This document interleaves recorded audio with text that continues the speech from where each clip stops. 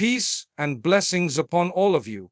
There is something extraordinary about a nation that refuses to be broken, a people who carry with them the spirit of resilience, heritage, and divine connection. When we speak of India, we speak of a civilization, not merely a country, a land so rich in culture, so diverse in its languages, traditions, and religions, yet so united in soul. The question is not why the West can't defeat India, but why would it try? Because no amount of economic pressure, political interference, or cultural manipulation can break a nation that draws strength not just from politics or wealth, but from its spiritual spine, its collective patience, and its deep-rooted history. India doesn't just survive, it thrives despite every attempt to weaken its foundations. You may try to suppress it, but how can you silence a billion voices that echo with centuries of sacrifice? Let us reflect on what truly makes a nation undefeatable. It is not nuclear power. It is not global alliances. It is faith, unity, and endurance. These are the weapons that no superpower can dismantle. So when the world tries to impose, India responds. Not with arrogance, but with wisdom. Not with violence, but with conviction.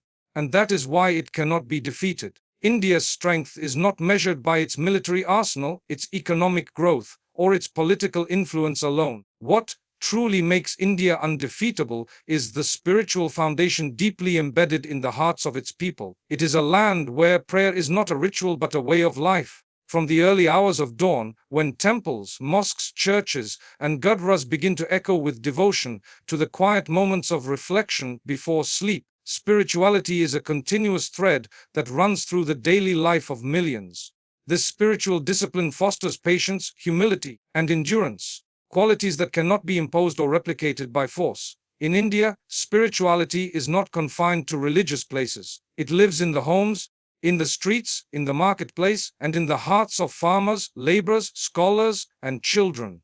This is a country where the sacred is not separated from the secular. Even in the face of adversity, the Indian soul turns inward, seeking guidance not from weapons or wealth, but from the Creator.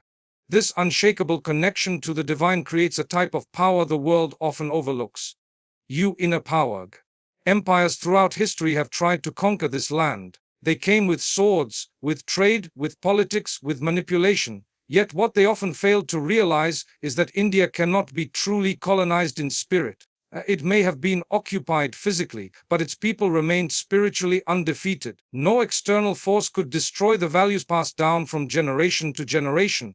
Values of devotion, forgiveness, perseverance, and moral clarity. Nor is it where others sought material gain, the Indian people often sought spiritual truth. That search for meaning gave them the endurance to survive everything from invasions to famines to political betrayal. You see, nor is it when a nation's heart beats with remembrance of the divine, it cannot be brought to its knees by threats or temptations.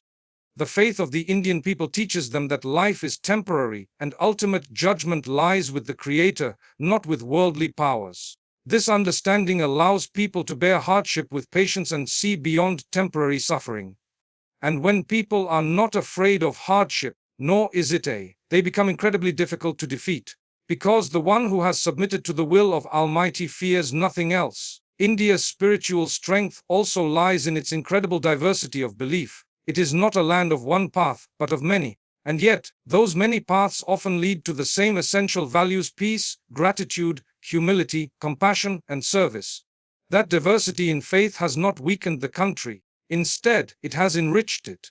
People learn to coexist, to respect, and to practice tolerance even when challenged. And where there is tolerance and faith together, there is stability. That stability becomes a fortress stronger than any military base. Moreover, spirituality inspires purpose. In India, people do not work simply to earn. They work with the intention of fulfilling a responsibility to their family, to society, and ultimately to the Creator. This spiritual work ethic means that even in poverty, there is dignity. Even in suffering, there is meaning. That kind of purposeful life cannot be shaken by any foreign power or ideology. Another dimension of this strength is gratitude. Nor is it spirituality teaches the Indian people to be thankful in every condition. They are taught to say, Alhamdulillah, Dhanyavad, thank God, regardless of whether they are facing blessings or trials. Gratitude makes people content, and contentment makes them free from the kind of restlessness that often leads other nations to collapse from within. That freedom from excessive greed, excessive fear, or despair creates a resilience that cannot be easily broken. In times of global chaos, political tension, or economic downturns, many societies fall into panic. But the Indian people, drawing on their deep spiritual heritage, often respond with patience and prayer. They believe that every hardship is temporary, every trial is a test, and every outcome is ultimately in God's hands. This belief is not weakness, it is their greatest strength. So, while the world may measure strength in tanks, policies, or trade deals, India's real power comes from something far deeper. It comes from faith that refuses to die, from hearts that refuse to hate, from people who find strength in prayer mats, temple bells, sacred chants, and silent meditations. This power does not collapse under pressure, it rises quietly with grace. And that is why India remains unconquered, not just in territory, but in spirit. India is often described as a land of contrasts, different languages, ethnicities, religions, and customs. Yet these contrasts don't divide, they coexist. That is not just an achievement, it is a miracle in itself. A country with over 1.4 billion people, hundreds of dialects, and nearly every major religion represented, somehow finds a way to stand together. The strength of India lies in this remarkable ability to remain one despite being so many. What could have been a reason for conflict becomes a reason for strength. What could have caused separation becomes the very force that binds its people. In India, it is not unusual to find a mosque beside a temple, a gurdwara down the street from a church, and a family celebrating Eid with as much joy as they celebrate Diwali. In the West, people often struggle to understand how such vastly different belief systems can flourish side by side. But in India, this is not only possible, it is normal. This coexistence has been practiced for centuries, not because it was easy, but because it was necessary, and more importantly, it was valued. The Indian heart has been trained to accommodate differences, to respect them, and even to celebrate them. When people from the outside look at India, they may see a chaotic blend of traditions, languages, and rituals. But those who live in it, those who are a part of it, see harmony. They see a silent rhythm in that diversity. A rhythm that unites people beyond surface differences. An individual might speak Tamil, wear Western clothing, practice Christianity, and still feel just as Indian as someone who speaks Hindi, wears a kurta, and bows at a temple. There is no single way to be Indian. And that's exactly why the Indian identity is so strong. It is not confined to a rigid definition. It breathes, it evolves, it adapts. This capacity to accept and respect differences doesn't happen overnight. It is passed down through generations. Children grow up learning about festivals that are not their own. Neighbors greet one another with different greetings. In schools, children recite prayers from multiple faiths, sing songs in different languages, and are taught to see value in cultures not identical to their own. This forms a mindset that sees variety as normal, not threatening. And when that mindset is deeply rooted, division becomes difficult to enforce, even by external powers. What makes this unity more powerful is that it exists not in the absence of tension, but in spite of it. India is not perfect. Like every nation, it has its share of disagreements, political challenges, and moments of unrest. But time and again, when it truly matters, the people rise above their divisions. They may argue among themselves, but when the soul of the nation is tested, they stand together. That is a sign of maturity, of a society that understands that differences are not weaknesses to be exploited, but strengths to be protected. In a world where many nations fracture under the weight of cultural or ethnic differences, India continues to stand tall. Its resilience comes from knowing that no single group defines the whole. Everyone contributes to the identity of the nation. Every voice, whether loud or soft, matters. Whether from the desert of Rajasthan or the forests of Assam, from the peaks of Kashmir to the coasts of Kerala, each community adds color to the fabric of the country. And because that fabric is so colorful, it is also incredibly strong. People often ask how a country so large, so complex, hasn't torn itself apart. The answer is simple, because the people know that their strength lies in each other.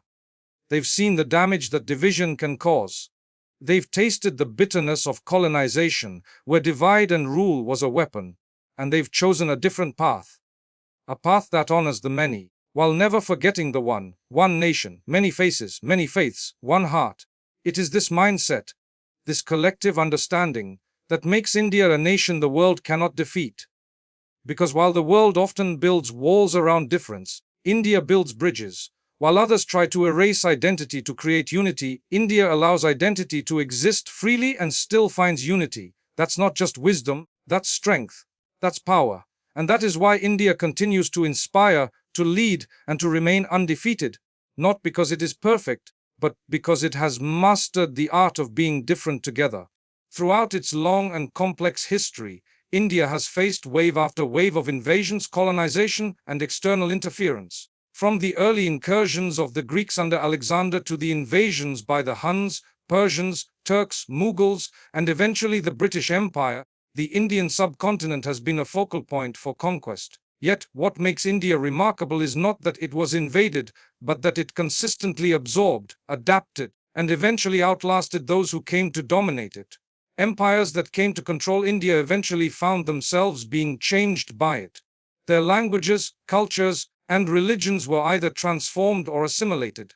India didn't simply surrender or fade into history. It evolved and emerged stronger with each passing century. Unlike many regions of the world that lost their cultural identities under foreign rule, India managed to preserve its civilizational essence. It never became a mirror of its invaders. Despite centuries of foreign domination, the fundamental spiritual, cultural, and philosophical roots of India remained firmly planted. Temples were rebuilt after destruction. Languages evolved, yes, but the heart of the people, their customs, their values, their worldview, remained distinctly Indian. This is because the Indian identity was never based on politics or territory alone. It was shaped by ideas, nor is it traditions and belief systems that could not be erased by swords or rewritten by foreign rule, even during the longest occupation in its history. British colonial rule, India's spirit remained unbroken. While the British controlled the economic, military, and administrative systems, they could never fully grasp or suppress the collective soul of the Indian people. The colonizers implemented policies designed to divide, to weaken, to suppress, but what they encountered was a people who resisted not only with protests and uprisings, but also with patience, prayer, poetry, and philosophy. The Indian freedom movement was not solely a political rebellion, it was a moral and spiritual awakening. The people of India didn't just want independence, they wanted to reclaim their voice, their self-respect, and their heritage. India's resilience was also seen in its quiet endurance. When taxes were unfair, when resources were stolen, when language and history were rewritten to erase its grandeur, India didn't vanish. It remembered.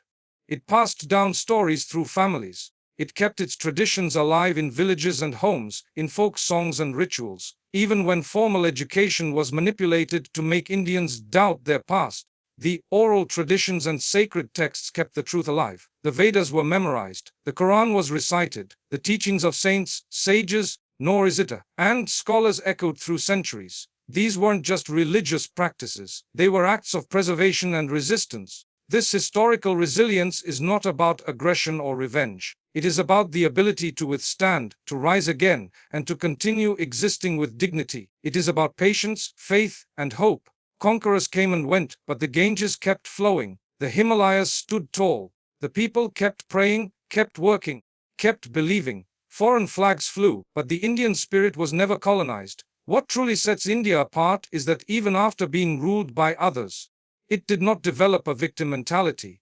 It didn't define itself by its suffering but by its recovery. Nor is it the independence movement was not driven by hatred for the oppressor, but by love for the homeland. That is a higher form of strength, one that doesn't rely on retaliation but on inner conviction. And when freedom finally came, India did not choose revenge.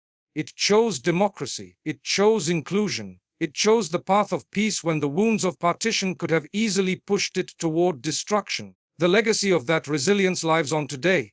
India remembers its past, not with bitterness, but with pride in how it endured. Its monuments, its scriptures, its music and art are not relics. They are testimonies. They declare to the world that no matter how many times this land has been challenged, it has never been broken, nor is it and that's why India continues to rise. not because it has never fallen, but because it never stayed down. In a world that glorifies speed, aggression, and immediate results, India teaches something radically different. It teaches the power of patience and endurance, a quiet strength that does not make noise but shapes history. Throughout its journey, India has faced countless trials, from foreign invasions to economic exploitation, from natural disasters to internal challenges. And yet, it has never collapsed under pressure. It has never surrendered its essence. This is not by chance. It is because the Indian soul has been conditioned for endurance, for perseverance through hardship without losing identity or dignity. In the fabric of Indian life, patience is not seen as weakness. It is seen as wisdom. It is taught in every household, in every village, through stories, through faith, and through cultural practices. People are raised to believe that everything has its time, that rushing is not always the solution, and that strength is often found in stillness. This attitude has enabled generations to face oppression, poverty, and pain without turning bitter. Or is it A? It has taught millions how to suffer without despairing and how to wait without losing hope. You can see this patience in the faces of farmers who continue to work the land even when the rains delay. You can see it in the long queues outside temples where people wait calmly for a glimpse of the divine. You see it in the daily struggles of laborers, street vendors, and villagers who do not have much, yet go about their lives with gratitude, discipline, and quiet determination. Their patience is not passive. It is purposeful. It is born out of faith that the situation will change, that justice will come, and that no hardship is permanent. And when a nation believes that suffering has a purpose and an end, that nation becomes impossible to break. Even in its political evolution, India has displayed remarkable restraint. After centuries of foreign domination, when independence finally came, the country did not choose chaos. It chose to build, to heal, to reconcile. The spirit of revenge did not take over the national soul. Instead, a deep sense of responsibility and moral clarity guided its steps. That is the fruit of patience. When people learn to control their emotions for the greater good, when they can separate momentary anger from long-term wisdom, that's a strength very few countries possess. In moments of crisis, India has often responded not with panic, but with reflection. When others might shout or react violently, India often remains still, calculating the right moment, understanding the weight of its decisions. This is not because it lacks power, but because it understands that real power does not need to constantly prove itself. It knows when to act, and more importantly, when not. This deep sense of timing comes only through endurance. When you have lived through centuries of challenge and you've learned that not everything requires an immediate reaction. On the spiritual level, patience is a pillar of Indian identity. Whether through Hindu teachings on karma and dharma, Islamic teachings on sabr, or Buddhist reflections on mindfulness, every faith tradition within India has emphasized the value of enduring with grace. People are taught that the storms of life do not last forever and that every difficulty is a test.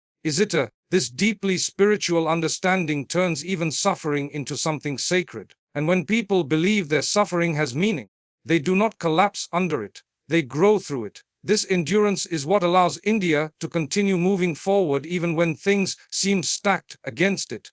Even when the global economy shakes, even when natural calamities strike, even when the political climate is tense. India endures. And not only does it endure, it moves forward, slowly but surely. That kind of forward motion, steady, patient, unwavering, is more powerful than any sudden burst of strength. Because it is sustainable, it lasts, it teaches future generations how to carry the burden and still keep walking. When a nation carries within it this kind of quiet strength, it becomes difficult to defeat, not just on the battlefield, but in every aspect of life. Because it doesn't rely on external validation, it is fueled from within. The Indian spirit does not need to shout, because it is rooted in something deeper than noise. It is rooted in purpose, in faith, in the understanding that time itself is a witness to truth. And when truth is on your side, all you need is the patience to endure until the world sees it for itself. India's influence on the world extends far beyond its borders, not through conquests or colonization, but through the quiet, lasting power of its intellect and culture. While many nations have projected power through military expansion or economic dominance, India has shaped the world in more profound ways through its philosophy, science, art, language, medicine, and timeless values. Its contributions are not only historical, they continue to inspire and guide even today, often in ways the world doesn't immediately recognize. From the earliest recorded history, India has been a land of deep thinkers and scholars. Long before the modern world discovered complex mathematics, Indian minds were exploring the concept of zero, inventing the decimal system, and laying the foundations for algebra and trigonometry. Ancient universities like Nalanda and Takshashila attracted students from across Asia and the Middle East, where they studied a vast range of subjects, from astronomy to medicine, from metaphysics to linguistics. These weren't just local institutions, they were global centers of knowledge long before the term globalization existed. Even in medicine, India's contributions are unparalleled. Ayurveda, an ancient system of healing, focuses not just on treating disease, but on maintaining balance in the body, mind, and soul. Its wisdom, preserved for centuries, is still relevant today in a world that often treats illness but forgets to heal the person. Indian contributions to surgery, recorded in ancient texts like the Sushruta Samhita, included techniques that would only be discovered by the West centuries later. But India never forced this knowledge upon the world, it shared it with those who sought it humbly and without pride. Philosophy is another area where India's influence runs deep. The teachings of the Vedas, the Upanishads, the Bhagavad Gita, Buddhist sutras, and countless other texts have introduced the world to ideas of self-realization, detachment, karma, non-violence, and the importance of inner peace. These concepts have traveled far, transforming lives in every part of the world. Mahatma Gandhi's adoption of non-violence influenced not only Indian independence but civil rights movements in the West. Yoga, once practiced in secluded forests by sages, is now practiced in cities across the globe, not just as physical exercise, but as a path to mental clarity and spiritual depth. Art, too, is one of India's most powerful forms of influence. Its music, dance, and literature are rich with symbolism, emotion, and depth. Indian classical music is based on a complex system of ragas, melodic frameworks that do more than entertain, they uplift the soul. Its dance forms, whether Bharatanatyam, Kathak, or Odissi, are not merely performance arts but acts of devotion and storytelling. Indian cinema, especially Bollywood, has built a global audience by blending traditional narratives with contemporary issues, appealing to the human condition across cultures and continents. Language is another vessel through which Indian culture has spread. Sanskrit, often regarded as the mother of many modern languages, carries a precision and sacredness that has influenced linguistic traditions around the world. Even English, which is now widely spoken in India, has absorbed Indian words, phrases, and expressions, reflecting a reverse influence that goes unnoticed by many. Spirituality remains one of India's most enduring exports. Unlike the organized religious structures often seen in the West, Indian spirituality is diverse, flexible, and deeply personal. It allows space for doubt, for exploration, for discipline, and for surrender. Whether one follows Sanatan Dharma, Islam, Christianity, Sikhism, Jainism, or Buddhism in India, the approach to the divine is often deeply reflective and internal. The world has seen spiritual leaders rise from Indian soil and impact the consciousness of millions, not with force, but with humility and insight. And in today's world, where technology is advancing but values are fading, Indian culture continues to provide an alternative. One where family, respect for elders, gratitude, and contentment are still deeply valued. These cultural values are quietly shaping the character of Indian youth and are even being admired and adopted by people from other nations who feel the emptiness of materialistic living. The strength of India's intellectual and cultural legacy lies in this, its ability to remain relevant in a changing world without losing its essence. This is why India doesn't need to defeat anyone to leave an impact. Its mind has already influenced thought. Its spirit has already transformed lives. Its culture has already entered hearts, and influence of that nature, soft, subtle, and spiritual, cannot be resisted, rewritten, or erased. It is eternal. In every era of human history, when external threats and internal struggles threatened to shake nations to their core, it was often not armies or wealth that preserved their spirit. it was faith. In the case of India, faith has acted as a protective shield, guarding its people against hopelessness, fear, and spiritual defeat. This shield is not made of steel, but of unshakable belief in the divine, in the unseen power that governs the universe, and in the idea that there is wisdom behind every trial. India's deep reservoir of faith has allowed it to endure the worst of storms, not with blind optimism, but with anchored strength. In India, faith is not something abstract or limited to religious institutions. It is lived, breathed, and felt in everyday life. It is in the early morning prayers echoing from mosques, in the ringing of temple bells at dawn, in the chanting of scriptures, and in the silent meditations of millions. It is in the hands folded in prayer before meals, in the lighting of a diya during a blackout, and in the simple words of trust spoken during personal trials. God knows best. Faith is woven into the fabric of Indian life, and that alone has given the country an extraordinary ability to remain spiritually intact, even when everything around it seems to crumble. This kind of faith does not make people passive. On the contrary, it makes them resilient. When faced with hardship, many nations break because their people rely only on worldly structures, political systems, financial security, or military might. When those systems fail, despair takes root. But in India, even when political systems falter or economic hardship strikes, the people often fall back not into chaos, but into trust in something greater. They believe that suffering is temporary and that the one who created them is not unaware of their struggles. This deep sense of accountability to the divine and hope in his mercy gives them the patience and dignity to survive without losing themselves. Across the country, in slums and villages, in crowded cities and remote mountains, people endure hunger, unemployment, injustice, and loss.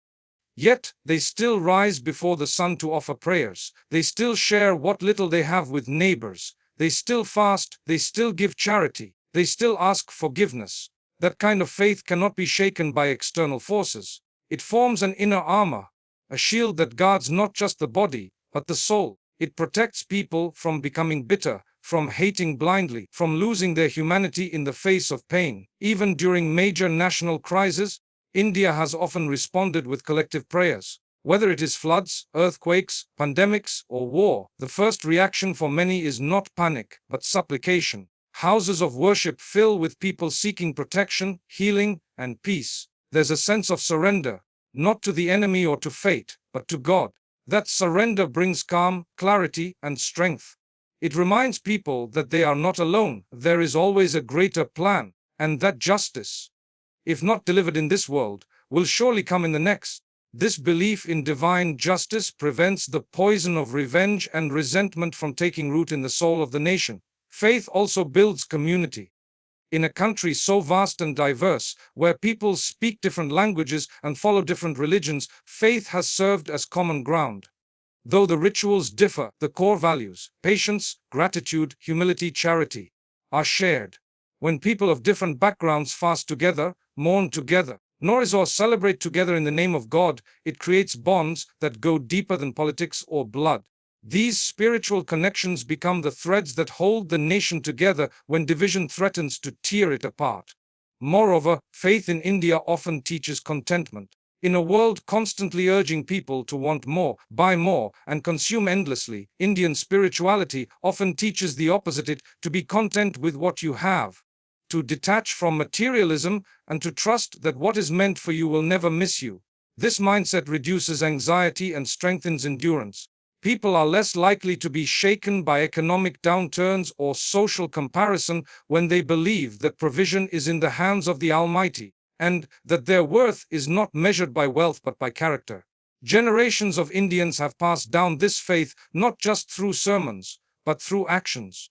Nor is it children are taught to respect their Creator, to speak truthfully, to be grateful, and to treat others with kindness. Or is it these teachings form a moral compass that guides behavior even in the darkest times. It becomes almost impossible to truly defeat a people who live with a sense of purpose that transcends this world, whose hope is not tied to circumstances, but to their relationship with the divine. This is why, despite every attempt to dominate, suppress, or manipulate the Indian people, they have never truly been conquered.